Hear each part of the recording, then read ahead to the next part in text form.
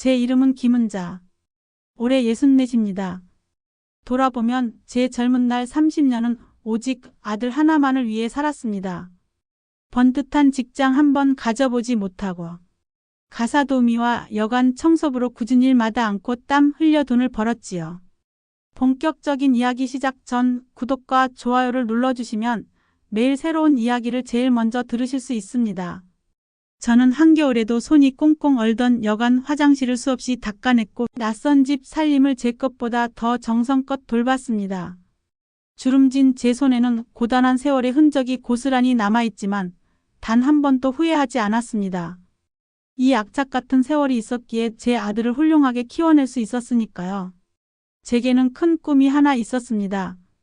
고생 많았던 아들이 번듯한 내 집에서 걱정 없이 사는 것. 그 꿈 하나만을 바라보며 피땀 흘려 모은 돈으로 이 강남 한복판에 작은 아파트를 마련했습니다. 그땐 정말 세상 부러울 것이 없었습니다. 아들이 고맙다고 제 손을 꼭 잡았을 때 저는 비로소 제 삶의 가장 빛나는 순간을 맞이했다고 생각했습니다. 결혼하고 며느리 들어와 손주까지 태어나 옹기종기 모여 사는 아들 내외를 볼 때마다 제 가슴은 뿌듯함으로 가득했습니다. 드디어 제 긴 고생이 끝났고 아들 가족과 함께 행복하게 여생을 보낼 일만 남았다고 굳게 믿었답니다. 처음에는 그랬습니다. 며느리도 싹싹하게 저를 챙기는 것 같았고 손주들은 저만 보면 할머니 하며 달려들었지요. 하지만 시간이 갈수록 이상한 기분이 들었습니다. 제가 번 돈으로 마련한 아파트인데 제 거주 방식은 조금씩 세입자나 더부살이에 가까워지는 것을 느꼈습니다. 며느리가 제게 어머니, 혹시 거실 청소 좀 해주실 수 있으세요? 또 묻는 횟수가 늘었습니다. 처음에는 몸이 불편한 며느리를 돕는 마음으로 기꺼이 청소하고 걸레질을 했습니다. 그러다 어느새 저녁 밥상은 며느리와 손주들이 먼저 차지했고 저는 부엌 한켠에서 남은 반찬에 물을 말아먹는 일이 익숙해졌습니다. 어머니, 저희 집은 깍두기를 이만하게 썰어 먹는데 손주가 알레르기가 있어서 이 반찬은 좀. 처음엔 몰랐던 저희 집만의 규칙들이 하나둘 생겨나면서 제 손길이 닿는 곳이 줄어드는 것을 느꼈습니다. 나이 드니 제가 느려서 그런가. 자책하면서도 마음 한구석에는 왠지 모를 서운함이 고개를 들었습니다. 마치 제가 이 집에 초대받지 않은 손님처럼 느껴지기 시작한 것입니다. 제 존재가 점점 희미해지는 기분이 들었습니다. 제가 겪은 가장 큰 시련은 몸이 아플 때였습니다. 수십 년간 쪼그리고 앉아 허리 한번 제대로 펴지 못하고 일한 데가였는지 어느 날 허리가 너무 아파 제대로 걷지도 못했습니다. 결국 의사는 수술해야 한다고 했고 저는 무서웠지만 용기를 냈습니다. 병원에 입원할 때, 수술실로 들어갈 때, 수술 후 고통에 몸부림칠 때 제 곁에는 아무도 없었습니다. 아들과 며느리는 바쁘다. 손주를 봐야 한다는 핑계로 겨우 몇 번 얼굴만 비치고는 서둘러 돌아갔습니다. 홀로 병상에 누워 창밖을 바라보며 내가 이토록 고독한 사람이었나 하는 생각에 하염없이 눈물을 흘렸습니다. 제 마음에 깊은 상처가 자리 잡았다는 것을 그때 알았습니다. 퇴원 후 집으로 돌아왔을 때 며느리는 아무렇지도 않게 말했습니다. 어머니, 저희 빨래랑 섞이니까 어머니 빨래는 따로 모아서 해주세요. 그 순간 제 마음은 바스러지는 것 같았습니다. 단순한 세탁물 분리의 문제가 아니었습니다. 저는 가족이 아니라 오여머니나 불편한 존재로 취급받고 있다는 생각이 들었습니다. 제 온몸에 한기가 돌았습니다. 하지만 결정적으로 저의 심장을 후벼 판 것은 며칠 전의 일이었습니다. 며느리가 가족 여행을 계획하는 것을 들었는데 저의 몫은 빠져 있었습니다. 마치 제가 원래부터 없었던 사람처럼 두 내외와 손주들, 세 식구의 여행 계획을 즐겁게 짜고 있는 것이었습니다. 어머니, 저희는 이번에 놀이동산 가서 자유롭게 놀다 오려고요. 어머니 가시면 불편하실 테니. 변명 같은 말과 함께 제게 전해진 건 배려가 아닌 차가운 외면이었습니다. 제 자식과 며느리, 그리고 손주들 그들이 가족이라는 울타리를 세우고 그 안에서 저를 완벽히 배제하는 순간을 목격했습니다. 이 아파트를 내 집이라고 생각했던 저의 순진함이 부끄러워지는 순간이었습니다. 가족 여행을 떠나 텅 빈 집에 홀로 남겨진 저는 창밖을 바라보았습니다. 어둠이 내린 강남의 아파트는 제가 힘들게 이룬 성공의 상징이었지만 이제는 저를 가두는 차가운 감옥처럼 느껴졌습니다. 남편을 잃은 슬픔보다 자식에게 외면당하는 비참함이 저를 더 뼈아프게 했습니다. 한평생을 바쳐 아들을 키우고 집까지 마련해 주었지만 돌아온 것은 가정부 취급과 외로운 그림자뿐이었습니다. 어둠 속에서 제가 아들에게 물려주었던 통장을 꺼냈습니다. 한때는 모든 것을 주었던 증거였지만 이제는 제가 아무것도 아님을 알려주는 잔인한 증거 같았습니다. 더 이상 이대로 있을 수는 없었습니다. 제 남은 인생을 이런 비참함 속에서 보낼 수는 없었습니다. 저의 30년 세월이, 저의 헌신이, 저의 희생이 이렇게 끝날 수는 없었습니다. 제 허리에 꽂힌 나사보다 더 아픈 마음을 부여잡고 저는 결심했습니다. 제 나이 64. 이제 저는 아들의 어머니가 아니라 김은자로서 저 자신을 위한 찬란한 독립을 선언하기로. 이 닫힌 문을 부수고 제 새로운 인생의 문을 열기 위한 큰 결심을 하게 된 것입니다. 가족 여행을 떠나 텅 비어버린 집에 홀로 남겨진 저는 창밖을 바라보았습니다. 어둠이 내린 강남의 아파트는 제가 허리 휠 만큼 힘들게 일궈낸 성공의 상징이었지만 이제는 저를 가두는 차가운 감옥처럼 느껴졌습니다. 켜켜이 쌓인 먼지처럼 제 마음속에도 알 수 없는 슬픔이 쌓여갔습니다. 남편을 잃은 슬픔보다 제 아들과 며느리에게 외면당하는 비참함이 저를 더 뼈아프게 했습니다. 한평생을 바쳐 아들을 키웠고 그 아들의 번듯한 울타리를 위해 피땀 흘려 이 집까지 마련해 주었는데 돌아온 것은 가정부 취급과 외로운 그림자뿐이었습니다. 어둠 속에서 제가 아들 녀석에게 모든 것을 내어주었던 그 통장을 다시 찾았습니다. 한때는 아들의 밝은 미래를 기원하며 주저없이 내어주었던 제 모든 것의 증거였습니다. 그런데 이제는 제가 아무것도 아님을 알려주는 그저 잔인한 증거 같았습니다. 제 통장 속 숫자들은 제 평생의 고통을 증명했지만 그들에게는 그저 당연한 유산으로 둔갑하는 모욕감을 선사했습니다. 저는 더 이상 이대로는 살 수 없다고 저의 삶의 마지막 기력까지 짜내 결심했습니다. 제 남은 인생을 이런 비참함 속에서 보낼 수는 없었습니다. 제가 살아온 30년 세월이, 저의 헌신이, 저의 희생이 이런 식으로 초라하게 끝날 수는 없었습니다. 제 허리에 꽂힌 나사보다 더 아픈 마음을 부여잡고 저는 이를 악물었습니다. 제 나이 64.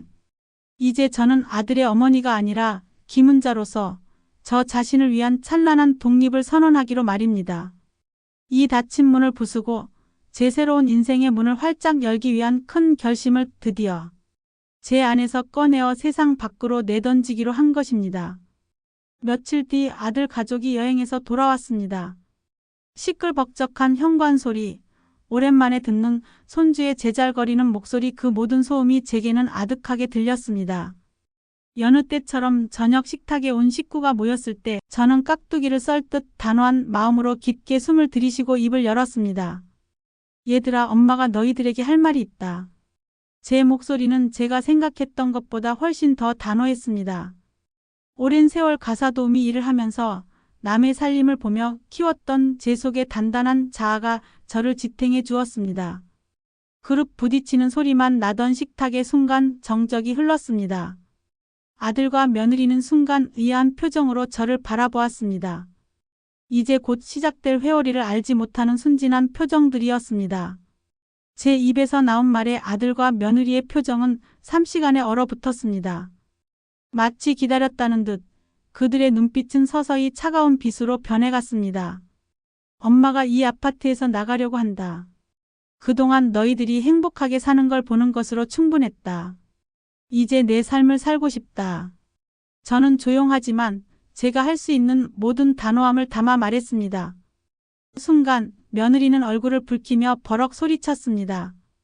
어머니, 지금 그게 무슨 말씀이세요? 이 집을 누구 돈으로 사셨는데요?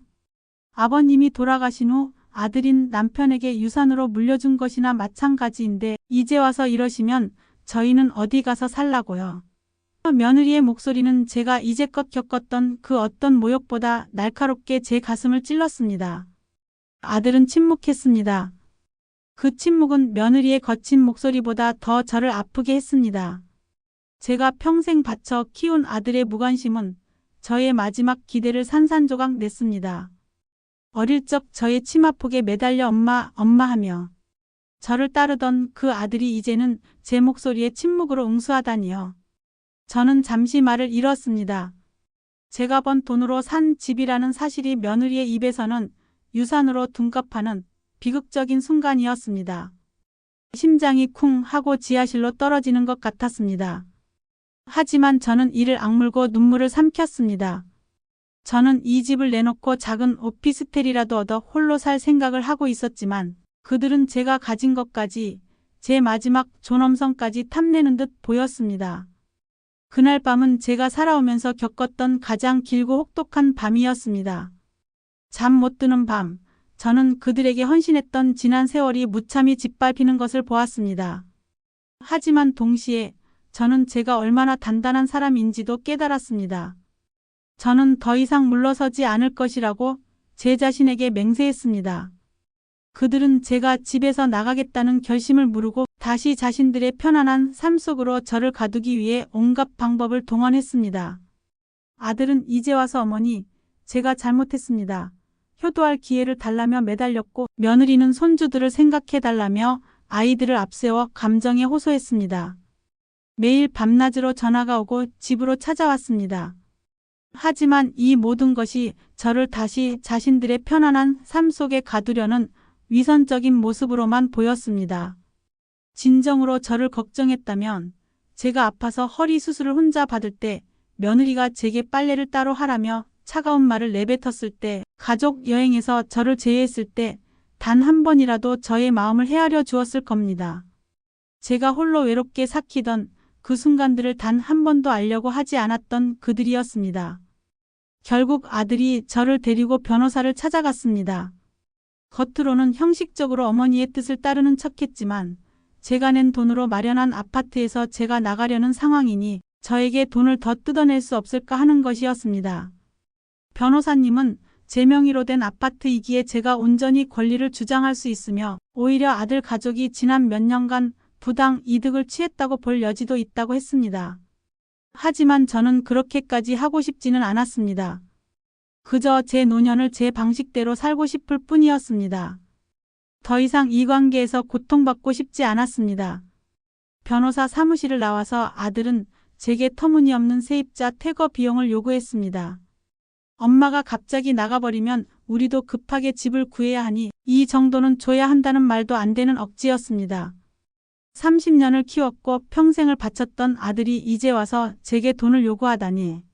이 순간 제 마음속에 남아있던 아들을 향한 마지막 희망의 끈이 탁 하고 끊어지는 소리가 들렸습니다. 제 눈에서는 더 이상 눈물조차 나오지 않았습니다. 이미 바닥까지 내려간 감정이었으니까요. 저는 아들과 며느리를 물끄러미 바라보며 조용히 하지만 가장 단호한 목소리로 말했습니다. 알았다. 원하는 대로 해라. 대신 이 돈 받으면 이제 나한테 더 이상 아들, 엄마 소리 하지 마라. 그리고 저는 제가 평생 악착같이 벌어온 제 통장에서 이제 마지막 남은 정까지 떼어내듯이 그 돈을 건네주었습니다. 제 허리에 꽂힌 나사보다 그 마음의 나사가 더 아팠습니다. 그렇게 저는 자식으로부터의 찬란한 독립을 위한 마지막이자 가장 뼈아픈 첫발을 내딛었습니다. 그 돈으로 저는 강남 아파트를 처분하고 서울 근교 햇살 가득한 작은 전원주택을 찾았습니다. 고생해서 번 돈이었지만 더 이상 그 돈이 아파트라는 콘크리트 박스에 묶여 남은 삶까지 억압당하고 싶지 않았습니다. 탁 트인 공기 새소리 그리고 제 마음대로 쓸 수 있는 마당. 제가 상상만 하던 모든 것들이 현실이 되는 곳이었습니다. 이 집은 비록 크지 않았지만 넉넉한 마당과 창문 너머로 푸른 산이 한눈에 들어오는 정말이지. 제가 꿈꾸던 온전한 내 공간이었습니다. 며칠 밤낮을 온라인과 발품으로 헤맨 끝에 찾아낸 저만의 낙원이었죠. 계약을 마치고 열쇠를 받아 진 순간 제 손에 느껴진 서늘한 금속의 감촉은 이제까지 제가 살아오면서 느껴보지 못한 해방감과 자유로움 그 자체였습니다. 더 이상 누구의 눈치도 볼 필요 없는 온전히 저만의 세상이 펼쳐진 것이었습니다. 이사를 마치고 저는 제 평생 땀 흘려 일했던 곳곳에서 얻은 노하우를 바탕으로 이 작은 전원주택을 효율적이면서도 아늑한 나만의 성으로 꾸몄습니다. 도시의 획일적인 아파트에서는 상상할 수 없었던 나만의 마당이 생겼으니 제일 먼저 허리 수술 후 조심스럽게 마당을 정리하기 시작했습니다. 오랜 가사도우미 경험으로 쌓은 솜씨를 발휘하여 텃밭을 일구었지요. 상추와 고추 모종을 직접 심고 호미로 흙을 만지며 햇살 아래 땀방울을 흘릴 때마다 제 마음은 뿌리 깊은 식물처럼 단단해지는 것을 느꼈습니다. 꽃밭에는 사시사철 피어나는 들꽃들을 심었습니다. 이름 모를 작은 야생화들이 봄, 여름, 가을, 겨울 각자의 빛깔로 피고 지는 것을 보면서 자연의 섭리 속에 저의 작은 삶이 존재하고 있다는 경이로움을 느꼈습니다. 더 이상 허리 아플까 누가 눈치 주는 일도 없었습니다. 남의 집 빨래와 섞일까 조심하며 눈치 보던 시절도 끝났습니다. 저는 콧노래를 흥얼거리며 제 옷을 제 마음껏 세탁기에 넣고 돌렸습니다. 아침이면 알람 대신 창밖에서 들려오는 새소리에 눈을 뜨고 마당에 나와 새벽 이슬을 머금은 풀꽃들을 바라보며 시원한 공기를 한껏 들이마십니다. 텃밭에 채소들에게 물을 주고 마당 한쪽 작은 벤치에 앉아 따뜻한 차 한 잔을 마시는 여유. 이 모든 순간이 저에게는 진정한 자유였습니다. 창밖으로는 계절마다 옷을 갈아입는 산의 풍경이 마치 살아있는 그림처럼 펼쳐졌고 밤이면 서울에서는 볼 수 없었던 쏟아지는 별을 보며 고단했던 과거를 잊고 평화롭게 잠들 수 있었습니다. 제 마음의 짐들이 씻겨 내려가는 듯 했습니다. 처음에는 혼자 넓은 집에 있다는 외로움도 찾아왔습니다. 익숙했던 가족의 소음 대신 고요함이 저를 감쌌고 덩그러니 남은 시간에 무엇을 해야 할지 막막하기도 했습니다. 하지만 저는 이 고요함을 온전히 제 것으로 만들기 시작했습니다. 그동안 읽지 못했던 책들을 꺼내 들고 마당 한켠의 그늘진 평상에 앉아 시간을 보냈습니다. 지식이 쌓이는 만큼 제 마음의 지혜도 깊어지는 것 같았습니다. 젊었을 때 잠시 배웠던 뜨개질을 다시 시작했고 한 땀 한 땀 실을 엮어가며 마음의 매듭도 함께 푸는 시간을 가졌습니다. 뜨개질로 만든 손주들의 작은 모자를 바라볼 때마다 마음 한구석이 찡하기도 했지만 이제는 아픈 마음으로 뜨는 것이 아니었습니다. 이 모든 것이 경험이었지. 후회는 하지 않는다 다짐하며 제 과거의 아픔들을 제 삶의 소중한 부분으로 받아들이기 시작했습니다. 그리고 저는 남은 여생을 어떻게 보낼까 고민하다가 문득 가사도우미 일을 하면서 얻었던 수많은 노하우와 저만의 청소법, 살림 팁, 그리고 이제는 제 전원주택 생활 노하우까지 사람들과 나누고 싶다는 생각을 했습니다. 문명에 이기는 낯설었지만 손주가 예전에 알려줬던 유튜브 채널 만들기가 떠올라 다시 한글 컴퓨터를 익히고 동네 젊은 친구들에게 영상 편집을 배우기 시작했습니다. 처음에는 서툴러 마우스 잡는 것도 힘들었지만 하루하루 배우는 즐거움의 시간 가는 줄 몰랐습니다. 드디어 제 이름을 건 은자 할머니의 살림 노하우와 전원일기 채널을 개설했지요.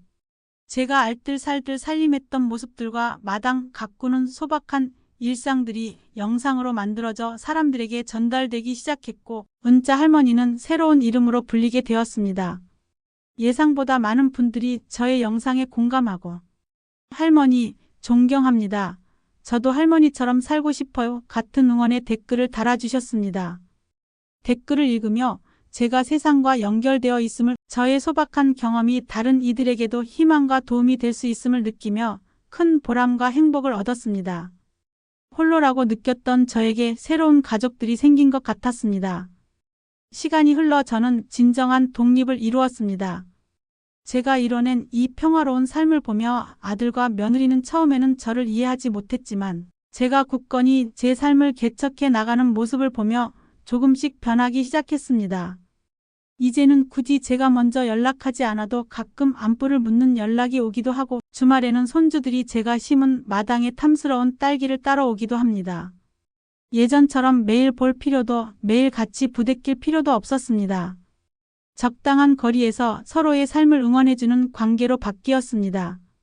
이제 저는 아들의 어머니이자 손주들의 할머니인 동시에 제 인생을 온전히 책임지며 살아가는 김은자입니다. 저의 모든 역할이 조화를 이루는 진정한 제가 된 것입니다. 제가 정성껏 가꾼 마당에는 색색의 꽃들이 만개하고 텃밭에는 싱싱한 채소들이 수확을 기다립니다. 그 꽃잎을 어루만지고 흙에서 갓 뽑아낸 상추를 따며 저는 생각합니다. 비록 고난과 아픔으로 점철된 세월이었지만 저는 그 시간 속에서 자신을 잃지 않았고 마침내 저만의 찬란한 봄을 찾았노라고. 저는 더 이상 비참한 그림자로 숨지 않습니다. 햇살 아래 환하게 웃는 제 얼굴은 그 누구도 가질 수 없는 저만의 평화와 행복으로 가득 차 있습니다. 제 나이 64. 저는 이제야 진정한 저의 삶을 살기 시작했습니다. 제가 마당에 지어놓은 작은 벤치에 앉아 따스한 햇살을 맞으며 텃밭에서 딴 허브로 우려낸 차 한 잔을 마시는 그 순간이 제게는 세상 어떤 값비싼 보물보다 소중합니다. 이 이야기가 저와 같은 아픔을 겪는 모든 이들에게 작은 희망과 용기가 되어 그들 또한 자신만의 찬란한 독립을 찾아 떠날 수 있기를 간절히 바랍니다. 제 이야기는 이제 막 시작될 새로운 시작을 위한 빛이 될 것입니다.